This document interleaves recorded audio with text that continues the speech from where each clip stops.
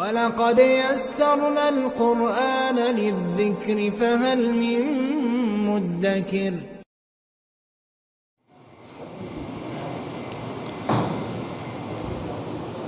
الحمد لله الذي كتب الآثار ونسخ الآجال والقلوب عنده مفضية والسر عنده علانية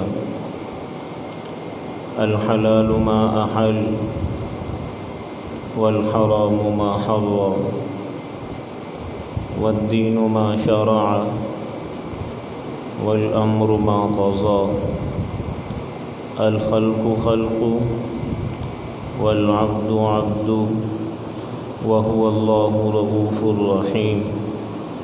الحمد لله رب العالمين والعاقبة للمتقين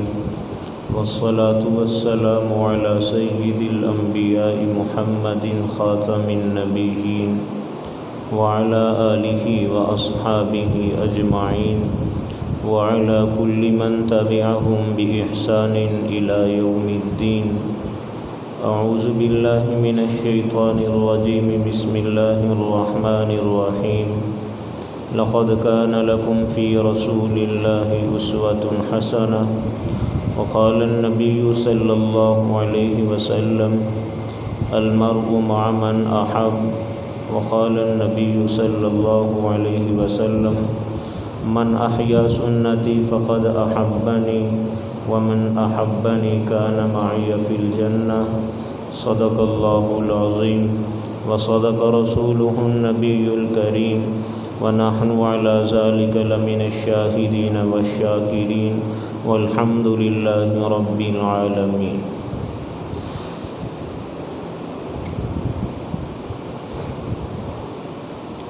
انتہائی واجب الاحترام قابل صد تکریم و تعظیم حضرات سامعین کرام بزرگان دین، اس کائنات کا سب سے اہم، سب سے بڑا، سب سے اونچا کام یہ ہے کہ ہم انسان کو اس طرح کا بنا دیں کہ جس طرح اللہ تعالیٰ اس کو پسند کرتے، ہم لوگوں کی اس طرح کی رہنمائی کریں، ہم لوگوں کو وہ درس دیں کہ اللہ تعالیٰ کا مطالبہ کیا ہے، کہ کس طرح کا انسان اللہ کو چاہیے۔ اس کام کے لیے، اس چیز کے لیے انسان کے اخلاق و کردار، اصلاح، تزکیہ، تعلیمات، ہر چیز کے اندر انسان کی رہنمائی کرنا یہ دنیا کا سب سے اہم اور سب سے اونچا کام۔ اب یہ بتلایا کیسے جائے، اس کے بہت سے طریقے ہیں۔ پہلے ادوار میں بھی کئی طریقے رہے ہیں اور اس دور میں نئے بھی بہت سے طریقے آئے ہیں۔ مثلا ایک طریقہ یہ ہے کہ آپ خط و کتابت کے ساتھ لوگوں کی یہ رہنمائی کریں، تصنیف، تالیف، تحریر کے ذریعے سے آپ لوگوں کی یہ رہنمائی کرتے ہیں کہ اللہ تعالیٰ کو کس طرح کا انسان چاہیے۔ اور اس کا ایک طریقہ یہ ہے کہ آپ لوگوں کو بول کے بتائیں، تقریر کر کے بتلائیں، درس اور تبلیغ کے ذریعے سے آپ لوگوں کی راہبری اور رہنمائی اس طرح کی کریں۔ اور اس کے ساتھ ساتھ بالکل ایک جدید اور ایک نیا طریقہ جو گزشتہ چند سالوں کے اندر ہمارے سامنے آیا ہے، وہ ہے کہ آن لائن لوگوں کو بتلا دیا جائے۔ دنیا کے اندر بے شمار تعلیمی ادارے ایسے ہیں جو اس طرح کی لوگوں کی تعلیم اس طرح سے لوگوں کو سکھلا رہے ہیں کہ لیکچر وہ آن لائن ڈال دیتے ہیں، گھروں کے اندر بیٹھ کر لوگ موبائل، لیپ ٹاپ کے ذریعے سے سیکھ رہے ہیں، پڑھ رہے ہیں، امتحان دیتے ہیں، اور وہ ادارے ان کو ڈگری بھی فراہم کر دیتے ہیں۔ آپ ایک ملک کے اندر بیٹھ کر دوسرے ملک کی ڈگری لے سکتے ہیں بغیر سفر کیے۔ یہ اس دور کا ایک نیا طریقہ ایجاد ہوا ہے اور کافی مفید بھی ہے، لوگوں نے اس سے فائدہ بھی اٹھایا۔ اسی طریقے سے دنیا کے اندر بہت سے فلسفی آئے ہیں، انہوں نے لوگوں کو بتلانے کی کوشش کی ہے کہ انسان کیا ہے، انسان دنیا میں آیا کیوں ہے، انسان کو کرنا کیا چاہیے، اور ایک اچھا معاشرہ دنیا کے اندر کیسے تشکیل پا سکتا ہے۔ لیکن یہ سارے کے سارے طریقے ادھورے رہ گئے ہیں، یہ سارے کے سارے طریقے کہیں نہ کہیں جا کر ناکام ہو گئے ہیں۔ اس کی وجہ کیا ہے؟ اس کی وجہ یہ ہے کہ دنیا کے اندر جو بھی بتلانے کی کوشش کرتا ہے اس کا عمل اس کے کردار کے ساتھ کہیں نہ کہیں جا کر مخالفت کرتا ہے۔ کہنے کو انسان کچھ کہہ رہا ہوتا ہے لیکن اس کے عمل سے وہ چیز نظر نہیں آتی، جس کی وجہ سے اس کی تعلیمات کے اندر وہ اثر نہیں ہوتا جو اثر ہونا چاہیے۔ مثال کے طور پر آپ ایک ڈاکٹر کے پاس جاتے ہیں، ڈاکٹر صاحب آپ کو کہتے ہیں کہ سگریٹ نہیں پینا، اس کے یہ نقصانات ہیں، وہ آپ کو 20 نقصان اس کے گنواتے ہیں، لیکن بعد کے اندر آپ کی کسی اور جگہ پر انہی سے ملاقات ہوتی ہے، آپ ان کی انگلیوں کے اندر سگریٹ دیکھتے ہیں، تو انہوں نے جو آپ کو درس دیا تھا، جو انہوں نے آپ کو سبق دیا تھا نا، وہ اپنا اثر کھو دے گا کہ خود اگر وہ عمل کرتے تو ان کی تعلیم کے اندر اثر رہتا، لیکن انہوں نے خود عمل نہیں کیا، خود سگریٹ پی رہے ہیں، لوگوں کو اس سے منع کر رہے ہیں، جس کی وجہ سے ان کی تعلیم اور ان کی تبلیغ کے اندر وہ اثر نہ رہا۔ اس کے لیے سب سے مفید، اس کے لیے سب سے زیادہ فائدہ مند اور سب سے زیادہ کارگر جو چیز ثابت ہوئی ہے وہ حضرات انبیاء کی شخصیات ہیں کہ جتنے بھی نبی دنیا کے اندر تشریف لائے، انہوں نے جو درس دیا، انہوں نے جو سبق دیا، ان کا ہر سبق، ان کا ہر درس بالکل ان کی عملی زندگی کے اندر بھی آپ کو مل سکتا ہے۔ 1,24,000 کم و بیش حضرات انبیاء کی جماعت اور تعداد ہے، آپ کو ایک نبی بھی ایسا نہیں ملے گا کہ جس کی تعلیمات اس کے اخلاق و کردار کے ساتھ موافقت نہ رکھتی ہوں، جس کی تبلیغ، جس کی تعلیم اور جس کی تربیت اس کے اندر سے نظر نہ آتی ہو۔ ہر نبی ایسا ہے، اس نے جس چیز کی تبلیغ کی ہے نا، عملی طور پر آپ کو اس نبی کے اندر وہ چیز نظر بھی آئے گی۔ لیکن ہوا یوں ہے کہ باقی جتنے بھی نبی تھے نا، وہ وقتی نبی تھے، تھوڑے سے وقت کے لیے تھے، خاص جگہ کے لیے تھے، خاص وقت کے لیے تھے، لہٰذا ان کی تعلیمات عارضی تھی۔ جتنے ٹائم اور جتنے وقت کے لیے وہ نبی تھے، اتنے ہی ٹائم اور اتنے ہی وقت کے لیے اللہ تعالیٰ نے ان کی تعلیمات کو باقی رکھا۔ جو ہی اگلے نبی تشریف لے آئے، پہلے والے نبی بھی دنیا سے چلے گئے اور ان کی تعلیمات بھی دنیا سے رخصت ہو گئیں، دنیا سے چلی گئی۔ مثال کے طور پر حضرت عیسیٰ علیہ السلام ہیں، آپ قرآن کے علاوہ ان کی جتنی بھی کتابیں ہیں، تورات اٹھائیے، زبور اٹھائیے، انجیل اٹھائیے، یا کسی آدمی نے ریسرچ اور تحقیق کی ہے کسی بھی نبی کے اوپر، آپ اس کو اٹھا کر پڑھیے، آپ کو مکمل نمونہ نہیں ملے گا۔ بلکہ عیسائی خود اس بات کو تسلیم کرتے ہیں کہ حضرت عیسیٰ کی زندگی کے اندر صرف 3 سال محفوظ ہیں، اس کے علاوہ بقیہ زندگی کا ہمیں علم نہیں ہے۔ ان 3 سالوں کے اندر بھی حضرت عیسیٰ نے کوئی تجارت نہیں کی۔ اگر کوئی تاجر شخص رہنمائی لینا چاہے تو وہ کافی نہ ہوگی۔ حضرت عیسیٰ نے شادی نہیں کی۔ اگر کوئی عیسائی آدمی شادی کرنا چاہے تو حضرت عیسیٰ کی زندگی اور تعلیمات کے اندر اس کے لیے رہنمائی نہیں ہے۔ حضرت عیسیٰ نے قیادت نہیں کی، حضرت عیسیٰ بادشاہ نہیں بنے کبھی۔ اگر کوئی بادشاہ شخص، اگر کوئی قائد شخص، اگر کوئی سردار شخص حضرت عیسیٰ کی زندگی سے اس طرح کی رہنمائی لینا چاہے تو اس کو نہ ملے گی۔ بالکل اسی طریقے سے حضرت موسیٰ علیہ السلام یہودی ان کے نام لے میں، حضرت موسیٰ کے بارے میں جو کچھ موجود ہے، صحیح ہونا یا غلط ہونا وہ ایک الگ بات ہے، ساری باتیں صحیح تسلیم کر لی جائیں، ساری باتیں مستند مان لی جائیں، ساری باتوں کو درست سمجھا جائے، لیکن پھر بھی مکمل تعلیمات حضرت موسیٰ کی زندگی کے اندر موجود نہیں ہیں۔ اس کا یہ مطلب نہیں، خدا نخواستہ یہ مت سمجھیے گا کہ نعوذ باللہ باقی انبیاء کی زندگیاں نامکمل تھیں، ان کی تعلیمات ادھوری اور نامکمل ہیں، بلکہ اس کی وجہ یہ تھی کہ باقی جتنے بھی انبیاء دنیا میں تشریف لائے وہ عارضی تھے، وہ وقتی تھے، وہ خاص ٹائم کے لیے تھے، وہ خاص وقت کے لیے تھے، وہ خاص جگہ کے لیے تھے۔ اس وجہ سے ان کی تعلیمات دنیا کے اندر بعد کے اندر موجود نہ رہیں۔ ایک نبی آئے، انہوں نے تعلیمات دیں دنیا کے سامنے، ان کی امت، ان کی قوم، ان کے کنبے اور قبیلے کے سامنے تعلیمات آئیں۔ جس وقت وہ دنیا سے چلے گئے ان کی تعلیمات بھی چلی گئیں اور ان کی زندگیاں بھی دنیا سے چلی گئیں۔ پھر آگے نئے نبی تشریف لائے، ان کی تعلیمات کو لوگوں نے دیکھا، پرکھا، سمجھا اور اس کے اوپر عمل کیا۔ پھر جب یہ نبی دنیا سے چلے گئے ان کی تعلیمات بھی چلی گئی، ان کی زندگیاں بھی دنیا سے چلی گئی۔ پھر جب اگلے نبی آئے تو ان کی تعلیمات کے اوپر لوگوں نے عمل کیا۔ لیکن نبی آخر الزمان کا معاملہ یوں نہیں تھا۔ جب آپ صلی اللہ علیہ وآلہ وسلم تشریف لائے تو آپ کسی قوم کے نبی نہیں تھے، کسی کنبے کے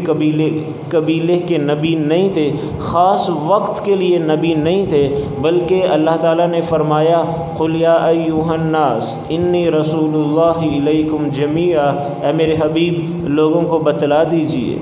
اے میرے حبیب لوگوں کو سکھلا دیجئے کہ میں تم سب کی طرف اللہ کا نبی بنا کر بھیجا گیا ہوں۔ کوئی خاص ٹائم نہیں ہے، کوئی خاص وقت نہیں ہے،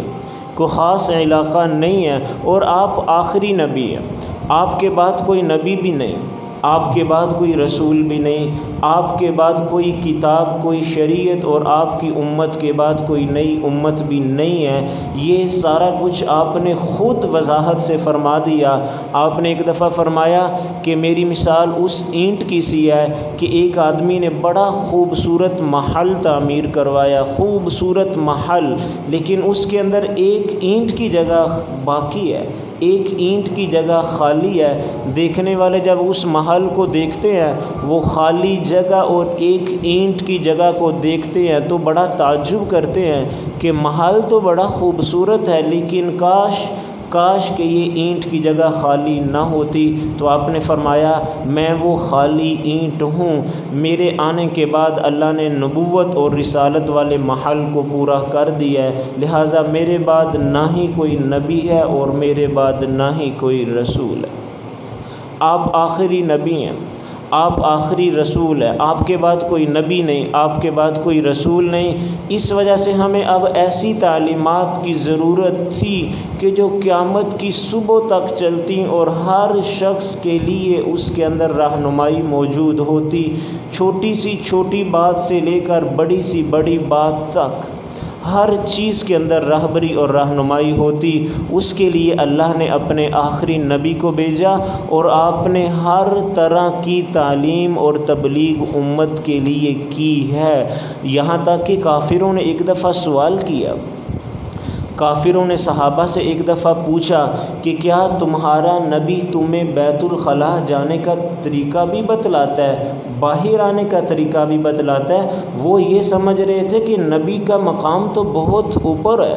وہ یہ خیال کر رہے تھے کہ نبی تو بہت بلند اور بڑی عظمت کا مالک ہے، نبی کہاں اس طرح کی بات کر سکتا ہے کہ بیت الخلاء کے اندر جانا کیسے ہے، واپس کیسے آنا ہے؟ تو لہٰذا ان کے دل، ان کے دماغ اس بات کو قبول نہیں کر رہے تھے کہ ایک نبی اس طرح کی تعلیم اور تبلیغ امت کے لیے کر سکتا ہے۔ تو بڑے تعجب کے ساتھ انہوں نے صحابہ سے سوال کیا کہ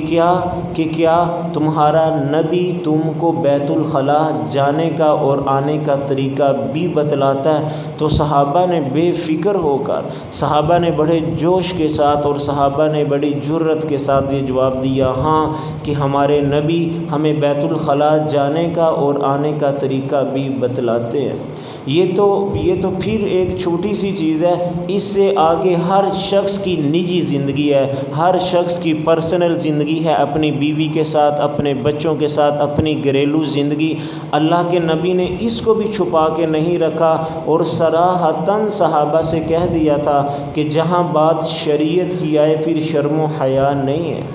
جہاں بات دین کی آئے، جہاں بات اسلام کی آئے، پھر آپ نے شرم محسوس نہیں کرنی، پھر آپ نے پریشان نہیں ہونا، پھر آپ نے جھجک محسوس نہیں کرنی۔ جو آپ کے دل میں آئے آپ نے مجھ سے آ کر سوال کرنا ہے۔ یہ کس معاشرے کو کہا جا رہا ہے کہ جب شرم و حیا اپنے پیک پر ہے، شرم و حیا اپنی چوٹی پر پہنچ چکی ہے۔ صحابہ کا دور ہے،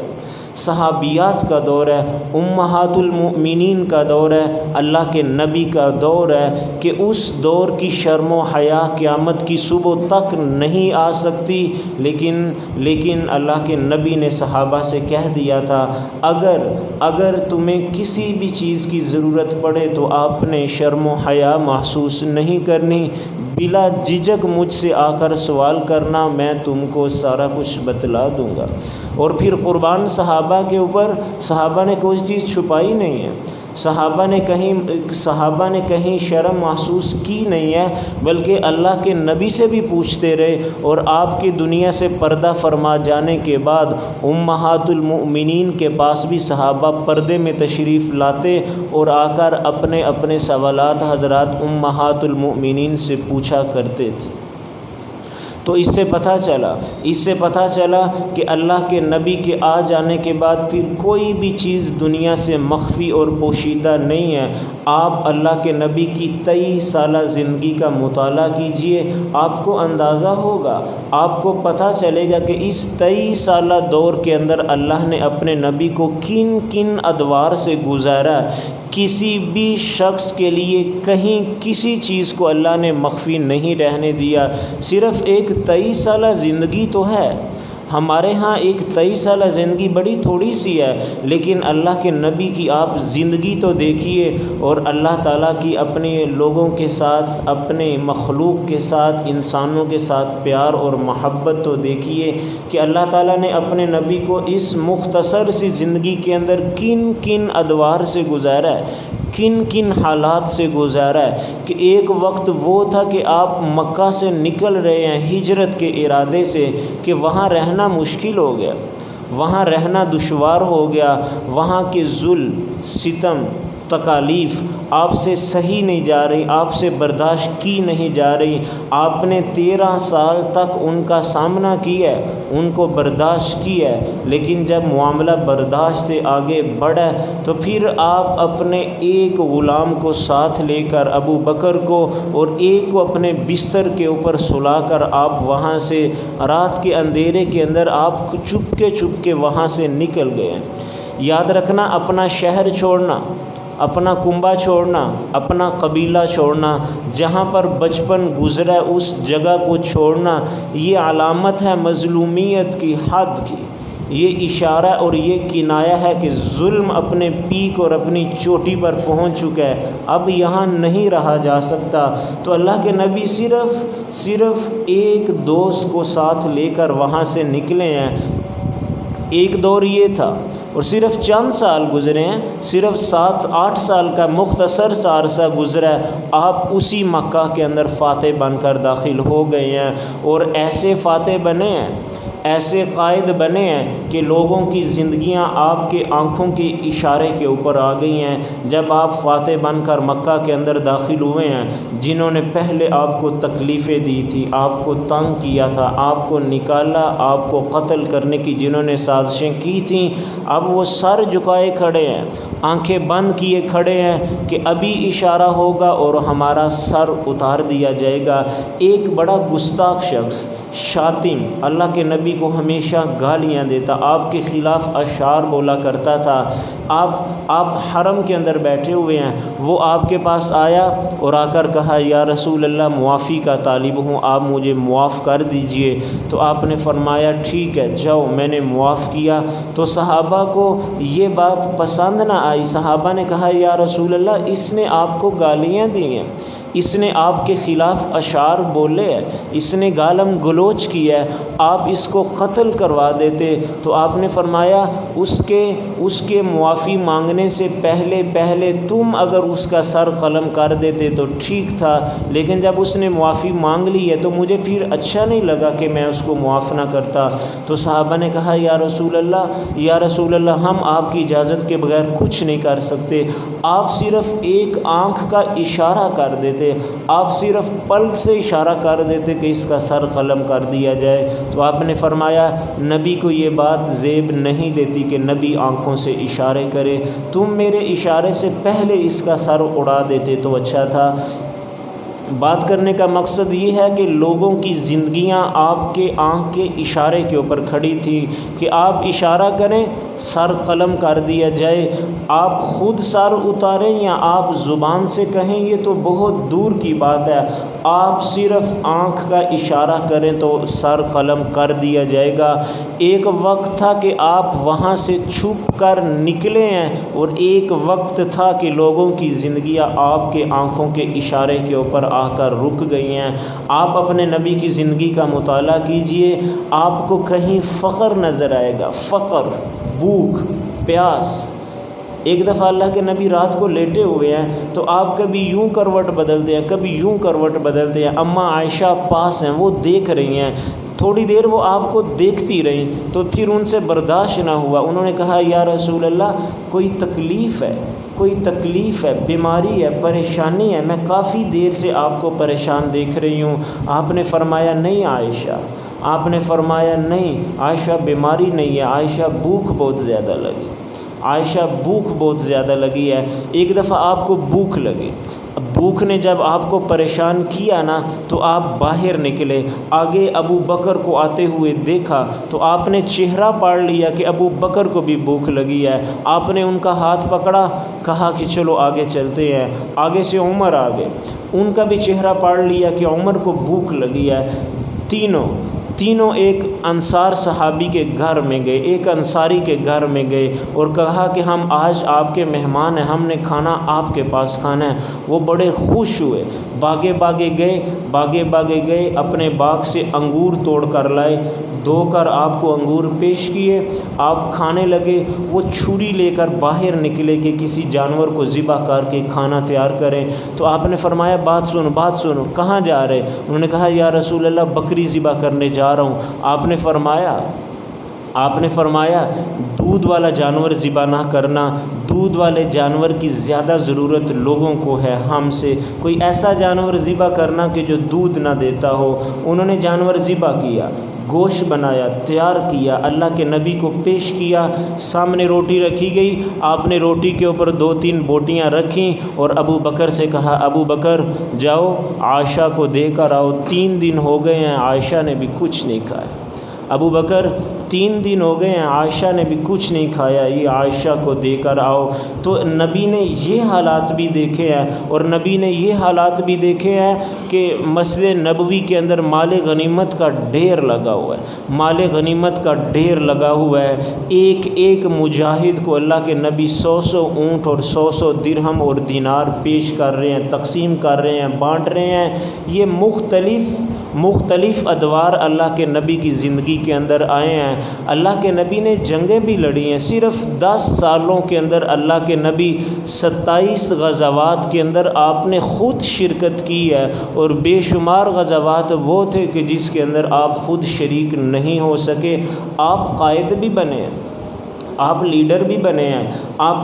آپ فاتح بھی بنے ہیں، اور پھر ایک جنگ کے اندر ظاہراً آپ نے شکست بھی قبول کی ہے۔ ایک وقت وہ بھی تھا کہ لوگ آپ کے اوپر حملہ کر رہے تھے، آپ نے دفاع بھی کیا ہے، اور ایک وقت وہ تھا کہ پھر کسی نے حملہ نہیں کیا، اللہ کے نبی نے اقدام کیا اور لوگ اپنے دفاع کے اوپر مجبور ہوئے ہیں۔ یہ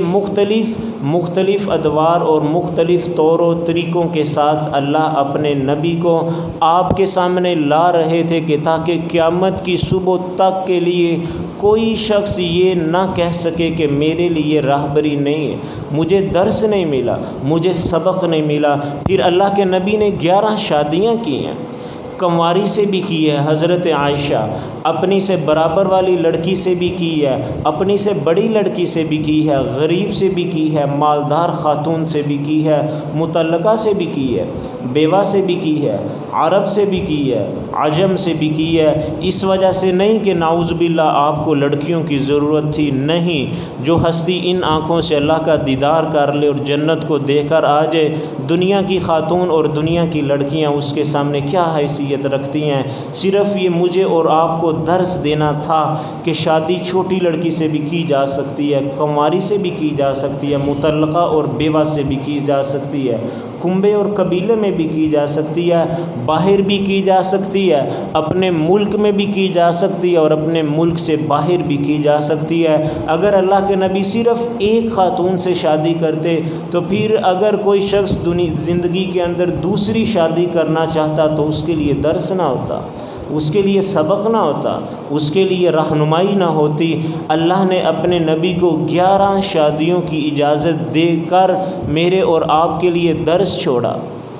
میرے اور آپ کے لیے سبق چھوڑا کہ آپ کسی بھی طریقے کی شادی کرنا چاہیں تو آپ کے لیے رہنمائی اس کے اندر موجود ہوگی۔ اللہ کے نبی نے بادشاہوں کے ساتھ تعلقات بھی رکھے، سفارت کاری کا مکمل طریقہ آپ کی زندگی کے اندر موجود ہے، اور اس طبقے کے اندر حقیر اور ذلیل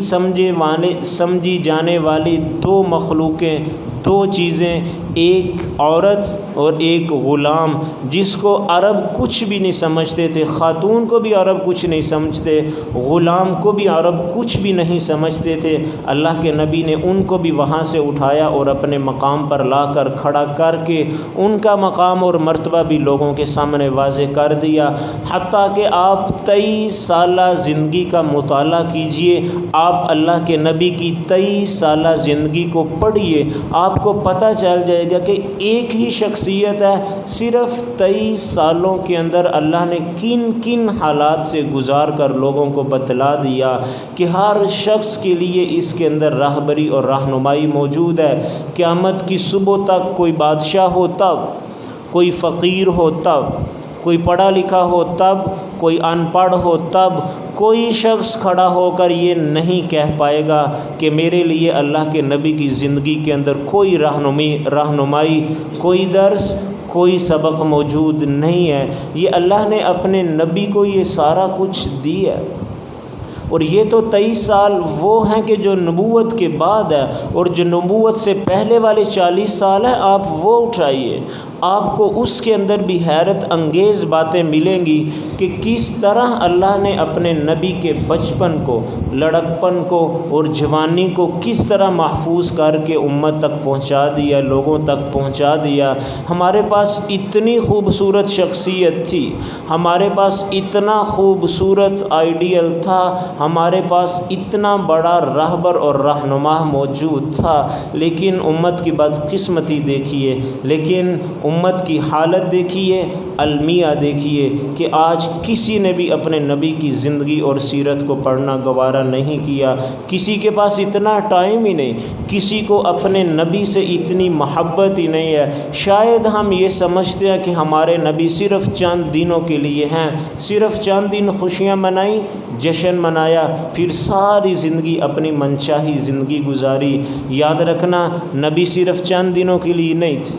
صرف چند لمحات کے لیے نہیں تھے، صرف ایک مہینے کے لیے نہیں تھے، وہ تو ماں کی گود سے لے کر قبر میں اترنے تک ایک ایک لمحے کے لیے نبی تھے۔ وہ تو امیر کے لیے بھی ہیں، غریب کے لیے بھی ہیں، شہری کے لیے بھی ہیں، دیہاتی کے لیے بھی ہیں۔ آج ضرورت اس امر کی ہے کہ ہم اللہ کے نبی کی زندگی کو پڑھیں، ہم اللہ کے نبی کی زندگی کو اپنے عمل میں لے کر آئیں۔ اگر وقت ہے تو خود پڑھیں، اگر نہیں ہے تو کسی ایسے شخص کے ساتھ اپنا تعلق جوڑیں کہ جو ہمیں ایک ایک لمحہ اپنے نبی کا پڑھ کر بول کر ہمیں سکھلائے، ہمیں بتلائے، ہمارا ایک ایک قدم ایسا گزرے کہ ہم اپنے نبی کی راہوں سے نہ ہٹ سکیں۔ یاد رکھنا یہ ایک ہی ہستی ہے، یہ ایک ہی شخصیت ہے، یہ ایک ہی ذات ہے جو نہ دنیا کے اندر آپ کو بھولی ہے، نہ کل قیامت والے دن آپ کو بھولے گی۔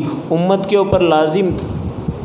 امت کے اوپر ضروری تھا، امت کے اوپر واجب تھا کہ امت اس نبی کی زندگی کو پڑھتی، امت اس نبی کی زندگی کو سیکھتی، لیکن بدقسمتی ہے کہ ہم اس نبی سے بہت دور کی زندگی گزار رہے ہیں، اور جو ہم تھوڑا بہت اپنے نبی کی زندگی جلسے جلوس محافل کے اندر شرکت بھی کرتے ہیں، اس کے اندر بھی المیہ یہ ہے کہ ہم جو اللہ کے نبی کی جو عظمت کو بیان کرتے ہیں، آپ کی عظمت کی دو پہلو ہیں، ایک ہے آپ کی عظمت نبی اور رسول ہونے کے اعتبار سے، اور ایک ہے آپ کی عظمت، آپ کی شان انسان ہونے کے اعتبار سے۔ اور پھر انسان ہونے کے اعتبار سے آپ کی عظمت کے دو پہلو ہیں، ایک ہے آپ کی عظمت روحانیات کے اعتبار سے، ایک ہے آپ کی عظمت عام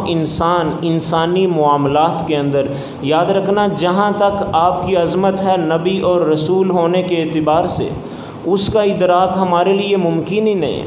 اس کا ادراک ہمارے لیے ناممکن ہے، ہم سمجھ ہی نہیں سکتے۔ ایک عام سی بات ہے، ایک ڈاکٹر کس لیول کا ہے، کس درجے کا ہے، کہاں پر وہ کھڑا ہے، وہ ڈاکٹر سمجھ سکتا ہے، وہ عام آدمی نہیں جان سکتا۔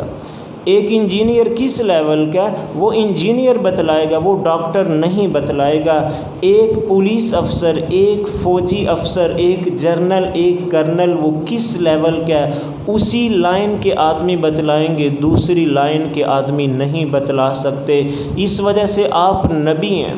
آپ رسول ہیں، کس لیول کے آپ نبی اور رسول ہیں، میرے بس میں نہیں ہے، آپ کے بس میں نہیں ہے، یہ نبی بتلائیں گے، یہ رسول بتلائیں گے۔ بلکہ اس سے بھی آگے میں ایک بات کہتا ہوں کہ وہ بتلائے گا جو اوپر ہو۔ ایک ڈاکٹر کس لیول کا ہوتا ہے، وہ بتلا سکتا ہے جو اس سے بڑا ڈاکٹر ہو۔ ایک انجینئر کس درجے کا انجینئر ہے، اس کا صحیح تعین وہ کرے گا جو اس سے اوپر ہے۔ جو نیچے کھڑا ہے وہ تو صرف دیکھ سکتا ہے، وہ بتلا نہیں سکتا، وہ تو دیکھ سکتا ہے یوں کر کے، اوپر والا شخص بتلائے گا۔ اور یہ تو آپ بھی جانتے ہیں کہ اللہ کے نبی سے بڑھ کر کوئی نبی دنیا کے اندر نہیں آیا۔ تو آپ کی جو عظمت رسول ہونے کے اعتبار سے ہے، آپ کی جو عظمت نبی ہونے کے اعتبار سے ہے، وہ میں اور آپ تو کیا چیز ہیں، وہ کسی نبی کے بس میں بھی نہیں ہے کہ وہ ہمیں بتلا سکے۔ اور جو آپ کی عظمت کا دوسرا پہلو ہے روحانیات کے اعتبار سے، وہ بھی ہمارے بس میں نہیں ہے، وہ بھی ہمارے بس میں نہیں ہے۔ میں آپ کو ایک چھوٹی سی مثال دیکھتا ہوں۔ اللہ کے نبی صوم وصال رکھا کرتے تھے۔ صوم وصال کا مطلب آپ روزہ رکھتے تھے، آپ نے فجر کے وقت روزہ رکھا، ایک دن سارا دن وہ روزہ چلا ہے، مغرب کے وقت افطار نہیں کیا، ساری رات وہ روزہ چلا ہے، پھر آپ نے صبح بھی نہیں کچھ کھایا، پھر اگلا سارا دن روزہ چلا ہے۔ 2 دن تک اللہ کے نبی روزہ رکھا کرتے تھے۔ بسا اوقات دوسرے دن افطار کرتے، بسا اوقات وہ بھی نہ کرتے، 3 دن تک آپ روزہ رکھتے۔ اس کو صوم وصال کہتے ہیں۔ جب صحابہ نے یہ دیکھا نا تو صحابہ آپس میں باتیں کرنے لگے کہ اللہ کے نبی کے تو سارے گناہ معاف ہیں، اللہ کے نبی تو بخشے ہوئے ہیں، جب آپ اتنا بڑا بڑا روزہ رکھتے ہیں تو ہم کیوں نہ رکھیں؟ تو صحابہ نے رکھنے کی کوشش کی، اللہ کے نبی کو پتہ چلا، آپ ناراض ہوئے، آپ نے لوگوں کو جمع کیا اور فرمایا ایکم مثلی، تم میں سے کون ہے جو میری طرح ہیں؟ ابیت عند ربی، میں اپنے رب کے پاس رات گزارتا ہوں، ہوا یطعمنی ویسقینی، میرا اللہ مجھے کھانا بھی کھلاتا ہے، وہ مجھے پانی بھی پلاتا ہے۔ یہ آپ کی روحانیات ہے۔ میں نہیں جانتا کہ کیسے آپ اپنے رب کے پاس رات گزارتے ہیں، میں نہیں جانتا کہ میرا اللہ اپنے نبی کو کیسے کھلاتا تھا اور کیسے پلاتا تھا۔ یہ روحانیات ہیں، ان کے اندر بھی میں گفتگو نہیں کر سکتا۔ پھر میرے پاس ایک آپشن بچتا ہے، پھر میرے پاس ایک چیز بچتی ہے کہ میں لوگوں کو یہ بتلاؤں کہ اللہ کے نبی جب انسان ہیں تو آپ والد کیسے ہیں، آپ بھائی کیسے ہیں، آپ بیٹے کیسے ہیں، آپ شوہر کیسے ہیں، آپ قاضی کیسے ہیں، آپ قائد کیسے ہیں، آپ راہبر اور رہنما کیسے ہیں، آپ مبلغ کیسے ہیں۔ بدقسمتی سے میرے معاشرے کا سارا زور اس بات کے اوپر لگ رہا ہے کہ آپ نبی ہیں، آپ رسول ہیں۔ یاد رکھنا، اگر ہم اس عظمت کو بیان کریں گے نا نبی اور رسول ہونے کو، تو شدید خطرہ ہم اللہ کے نبی کی توہین نہ کر بیٹھیں۔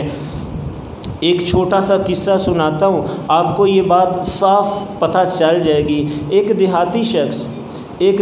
شخص ہے، شہر کے اندر کوٹ کے اندر اس کو ایک دفعہ کام پڑا، ڈپٹی کمشنر اس کا بیٹا ہے، اپنے بیٹے کے پاس گیا، اس کے بیٹے ڈپٹی کمشنر نے اپنے والد کا معاملہ حل کیا۔ باپ جاہل ہے، ان پڑھ ہے، کچھ نہیں جانتا، دیہاتی ہے۔ تو جب بیٹے نے باپ کا معاملہ حل کیا نا، تو باپ بیٹے کو دعا دینے لگا۔ بیٹا ڈپٹی کمشنر ہے، باپ جاہل ہے، تو باپ نے بیٹے کو دعا دی کہ بیٹا اللہ تجھے پٹواری بنائے۔ تو بیٹا ہنسنے لگا، ڈپٹی کمشنر ہنسنے لگا، ابا جی یہ آپ کیا دعا دے رہے ہیں؟ تو ابا جی کہنے لگے، بیٹا